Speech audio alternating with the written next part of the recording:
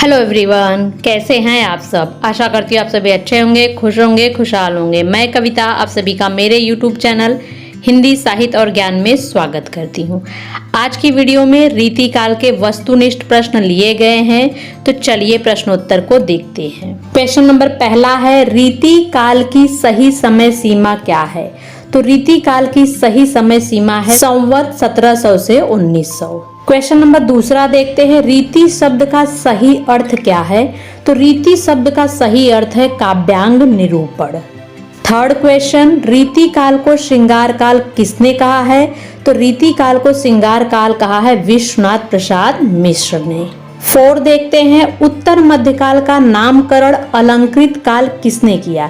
यानी उत्तर मध्यकाल को अलंकृत काल किसने कहा है। तो मिश्र बंधुओं ने कहा है। क्वेश्चन नंबर 5 देखते हैं, हिंदी साहित्य के उत्तर मध्यकाल को सर्वप्रथम रीतिकाल किसने माना है। तो हिंदी साहित्य के उत्तर मध्यकाल को सबसे पहले रीतिकाल माना है आचार्य रामचंद्र शुक्ल ने। हिंदी साहित्य के उत्तर मध्यकाल को कलाकाल किसने कहा है। तो हिंदी साहित्य के उत्तर मध्यकाल को कलाकाल कहा है डॉक्टर रामशंकर शुक्ल रसाल ने। क्वेश्चन नंबर 7 देखते हैं, डॉक्टर राम कुमार वर्मा ने हिंदी साहित्य के उत्तर मध्यकाल के लिए कौन सा नाम उपयुक्त माना है। तो डॉक्टर राम कुमार वर्मा ने हिंदी साहित्य के उत्तर मध्यकाल के लिए उपयुक्त नाम माना है कला काल। रीति संप्रदाय के प्रवर्तक कौन है। तो रीति संप्रदाय के प्रवर्तक हैं वामन। क्वेश्चन नंबर 9 देखते हैं, रसास्वाद को सर्वप्रथम ब्रह्मानंद सहोदर किसने कहा है। तो रसास्वाद को सर्वप्रथम ब्रह्मानंद सहोदर कहा है भट्ट नायक ने। क्वेश्चन नंबर 10 देखते हैं, भंगी भड़ती को किस आचार्य ने विशेष महत्व दिया है। तो भंगी भड़ती को कुंतक ने विशेष महत्व दिया है। क्वेश्चन नंबर 11, ध्वनि सिद्धांत के प्रवर्तक आचार्य कौन है। ध्वनि सिद्धांत के प्रवर्तक आचार्य है आनंद वर्धन। नेक्स्ट देखते हैं, वक्रोक्ति संप्रदाय के प्रवर्तक आचार्य कौन है। वक्रोक्ति संप्रदाय के प्रवर्तक आचार्य हैं कुंतक। क्वेश्चन नंबर 13, रीतिरात्मा काव्यस किसकी उक्ति है। रीतिरात्मा काव्यस वामन की उक्ति है। क्वेश्चन नंबर 14 देखते हैं, अलंकार को काव्य का प्राण मानने वाले आचार्य कौन है। तो अलंकार को काव्य का प्राण माना है केशव दास ने। क्वेश्चन नंबर 15 देखते हैं, चिंतामणि त्रिपाठी को हिंदी रीतिकाल का प्रवर्तक किसने माना है। तो चिंतामणि त्रिपाठी को हिंदी रीतिकाल का प्रवर्तक माने हैं आचार्य रामचंद्र शुक्ल ने। क्वेश्चन नंबर 16, वर्ण रीति स्वभाव जो वृत्ति वृत्ति सीमित कथन किसका है। यह कथन है चिंतामणि का। क्वेश्चन नंबर 17 देखते हैं, देव कवि ने रीति को क्या कहा है। देव कवि ने रीति को काव्य का द्वार कहा है। 18 क्वेश्चन नंबर, हिंदी के प्रथम सर्वांग निरूपक आचार्य कौन है। तो हिंदी के प्रथम सर्वांग निरूपक आचार्य हैं केशव दास। आगे बढ़ते हैं, 19 देखते हैं, रीतिकालीन कवियों को कितनी श्रेणियों में विभाजित किया गया है। तो रीतिकालीन कवियों को 3 श्रेणियों में विभाजित किया गया है। क्वेश्चन नंबर 20, रीति काव्य का प्रमुख विषय क्या है। तो रीति काव्य का प्रमुख विषय है श्रृंगार। क्वेश्चन नंबर 21 देखते हैं, रीति सिद्ध कवि किसे कहा गया है। तो रीति सिद्ध कवि जिन कवियों ने कोई लक्षण ग्रंथ नहीं लिखा किंतु अपने काव्य में रीति परंपरा का अनुसरण अवश्य किया है, उन्हें रीति सिद्ध कवि कहा गया है।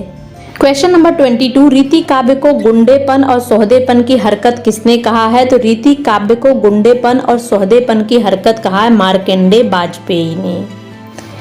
क्वेश्चन नंबर 23, रीतिकालीन कवियों पर भाषा में मिश्रण करने एवं व्याकरण के नियमों की अवहेलना करने का आरोप किस आलोचक ने लगाया है। आचार्य रामचंद्र शुक्ल ने। क्वेश्चन नंबर 24, रीतिकाल की सर्वाधिक व्यापक प्रवृत्ति कौन सी है। तो रीतिकाल की सर्वाधिक व्यापक प्रवृत्ति है नायिका भेद और श्रृंगार रस विवेचन। 25 देखते हैं, घनानंद किस काव्यधारा के कवि हैं। घनानंद रीति मुक्त काव्यधारा के कवि हैं। क्वेश्चन नंबर 26, हिंदी में सर्वाधिक विस्तृत विवेचन ग्रंथ कौन सा है। तो हिंदी में सर्वाधिक विस्तृत विवेचन ग्रंथ है छंदोरणव पिंगल। सर्वांग निरूपक ग्रंथ रस रहस्य के रचनाकार कौन है। तो सर्वांग निरूपक ग्रंथ रस रहस्य के रचनाकार हैं कुलपति मिश्र। क्वेश्चन नंबर 28 देखते हैं, भूषण की कविता का प्रधान स्वर क्या है। भूषण की कविता का प्रधान स्वर है प्रशस्ति परक।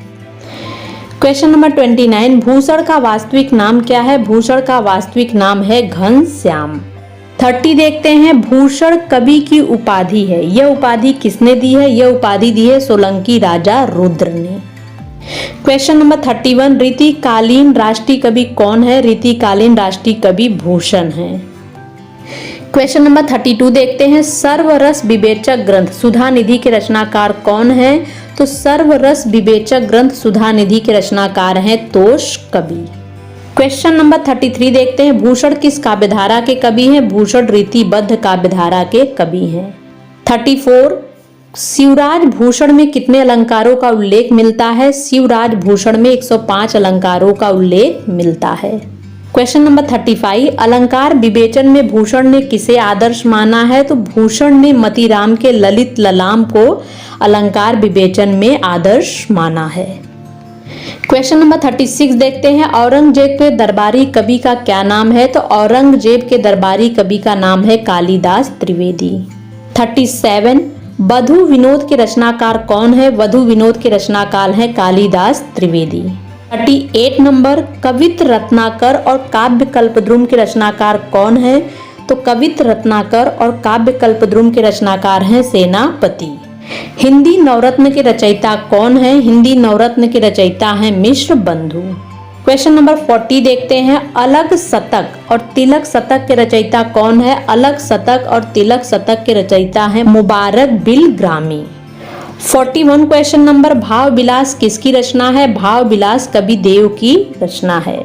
42 नंबर, किस कवि ने भक्ति, श्रृंगार और वीर तीनों विषयों पर अधिकार पूर्वक लिखा है? पद्माकर ने भक्ति, श्रृंगार और वीर तीनों विषयों पर अधिकार पूर्वक लिखा है। क्वेश्चन नंबर 43, पद्माकर की वह रचना कौन सी है जो दोहा चौपाई छंद में है? तो वह है राम रसायन। 44 क्वेश्चन नंबर, पद्माकर का वीर रस प्रधान ग्रंथ कौन सा है? हिम्मत बहादुर विरुद्ध दावली। क्वेश्चन नंबर 45, जयपुर नरेश प्रताप सिंह के दरबारी कवि कौन थे? तो जयपुर नरेश प्रताप सिंह के दरबारी कवि थे पद्माकर।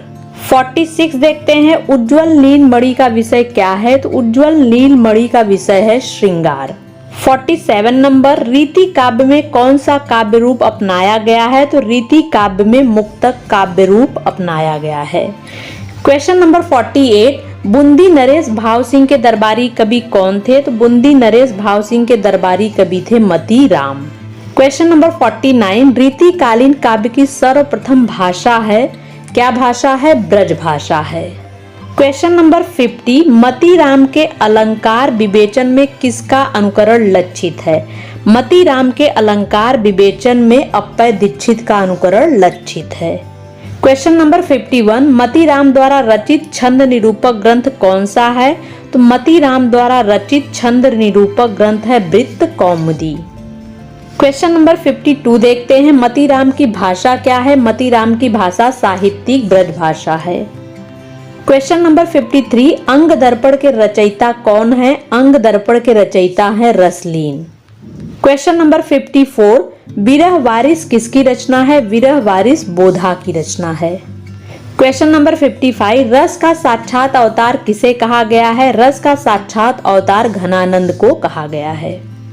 56 नंबर देखते हैं, घनानंद की रचनाओं का संकलन भारतेंदु जी ने किस ग्रंथ में प्रकाशित कराया था? तो घनानंद की रचनाओं का संकलन भारतेंदु जी ने सुंदरी तिलक में प्रकाशित कराया था। क्वेश्चन नंबर 57, घनानंद के काव्य की प्रेरक शक्ति कौन थी? तो घनानंद के काव्य की प्रेरक शक्ति थी सुजान।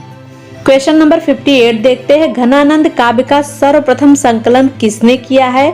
तो घनानंद काव्य का सर्वप्रथम संकलन किया है ब्रजनाथ ने। क्वेश्चन नंबर 59, घनानंद की संपूर्ण रचनाओं का वैज्ञानिक रीति से संपादन किसने किया है? तो घनानंद की संपूर्ण रचनाओं का वैज्ञानिक रीति से संपादन किया है विश्वनाथ प्रसाद मिश्र ने। क्वेश्चन नंबर 60, घनानंद के किस काव्य कृति में पंजाबी और उर्दू शब्दों की भरमार है? तो घनानंद के इश्क लता में पंजाबी और उर्दू शब्दों की भरमार है। क्वेश्चन नंबर 61, घनानंद की वह कृति जिसमें कृष्ण के नाम पत्र लिखकर ब्रजवासियों की ओर से अनेक उलाहने दिए गए हैं, वह कृति है प्रेम पत्रिका। क्वेश्चन नंबर 62, घनानंद की किस कृति में कृष्ण लीलाओं का वर्णन है? कृष्ण कौमुदी में कृष्ण लीलाओं का वर्णन है। घनानंद का सर्वाधिक प्रसिद्ध ग्रंथ कौन सा है? तो घनानंद का सर्वाधिक प्रसिद्ध ग्रंथ है सुजान सागर। घनानंद को साक्षात रस मूर्ति किसने कहा है? तो घनानंद को साक्षात रस मूर्ति कहा आचार्य रामचंद्र शुक्ल ने। क्वेश्चन नंबर 65, वियोग श्रृंगार का प्रधान मुक्तक कवि कौन है? तो वियोग श्रृंगार का प्रधान मुक्तक कवि है घनानंद। 66 देखते हैं, घनानंद के जीवन की वह घटना जिसके फलस्वरूप इन्हें वैराग्य हो गया और ये वृंदावन आकर भक्ति साधना करने लगे। तो वह घटना है प्रियतमा सुजान द्वारा इनके साथ विश्वासघात किया जाना। चंडी चरित्र किसकी रचना है? चंडी चरित्र गुरु गोविंद सिंह की रचना है। क्वेश्चन नंबर 68, सिखों के 10वें ग्रंथ में गुरु गोविंद सिंह की कितनी रचनाएं संकलित हैं? तो गुरु गोविंद सिंह की 16 रचनाएं संकलित हैं। क्वेश्चन नंबर 69 देखते हैं, गुरु गोविंद सिंह की किस रचना में श्रृंगार रस का भी रंग है? तो 24 अवतार में श्रृंगार रस का भी रंग है।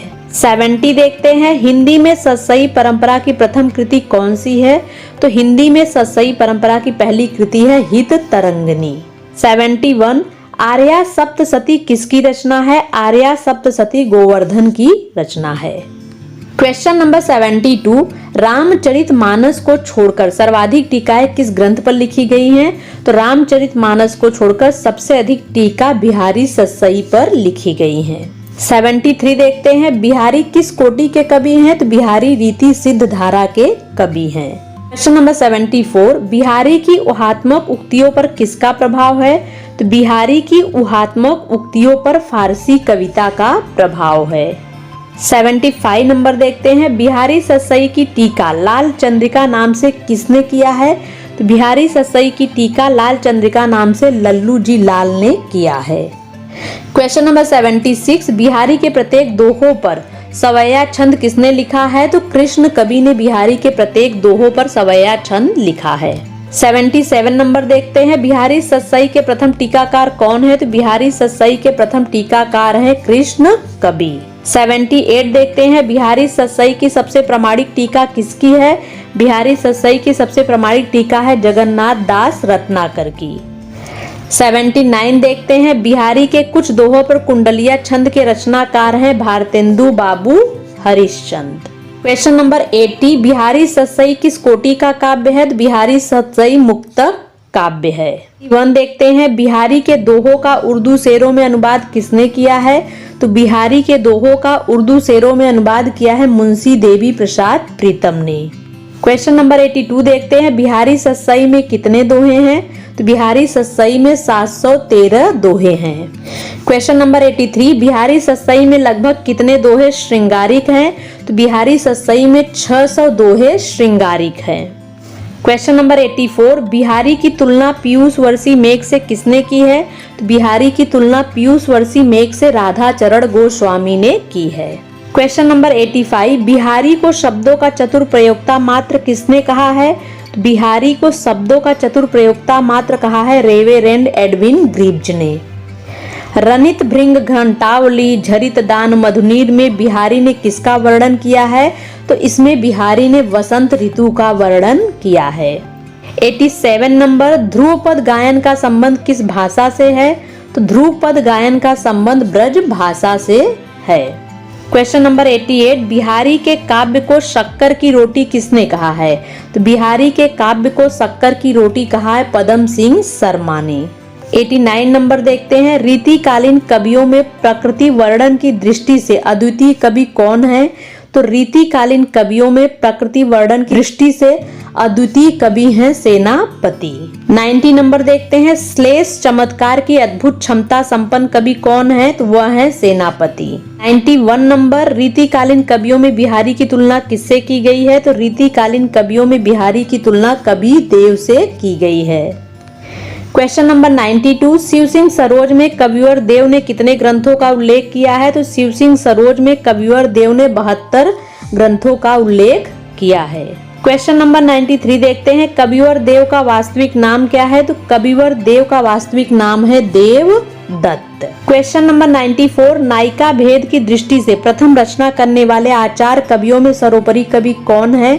तो नायिका भेद की दृष्टि से प्रथम रचना करने वाले आचार्य कवियों में सर्वोपरि कवि हैं कवि देव। क्वेश्चन नंबर 95, नायिका भेद वर्णन की दृष्टि से प्रमुख ग्रंथ सुख सागर तरंग के रचनाकार कौन है? तो नायिका भेद वर्णन की दृष्टि से प्रमुख ग्रंथ सुख सागर तरंग के रचनाकार हैं देव कवि।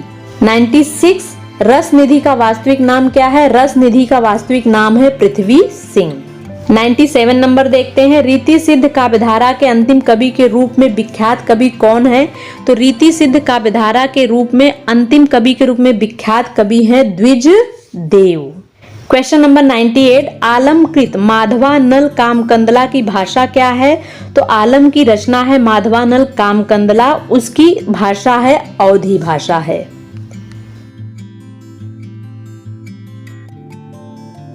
सही के रचयिता है वियोगी हरि। क्वेश्चन नंबर 100, बोधाकृत विरह वारिस किस प्रकार की रचना है? तो बोधाकृत विरह वारिस एक प्रबंध काव्य है। तो आज की वीडियो यहीं खत्म होती है, फिर मिलेंगे नेक्स्ट वीडियो में नए टॉपिक के साथ। तब तक आप सभी खुश रहिए, हंसते रहिए, मुस्कुराते रहिए। Thank you.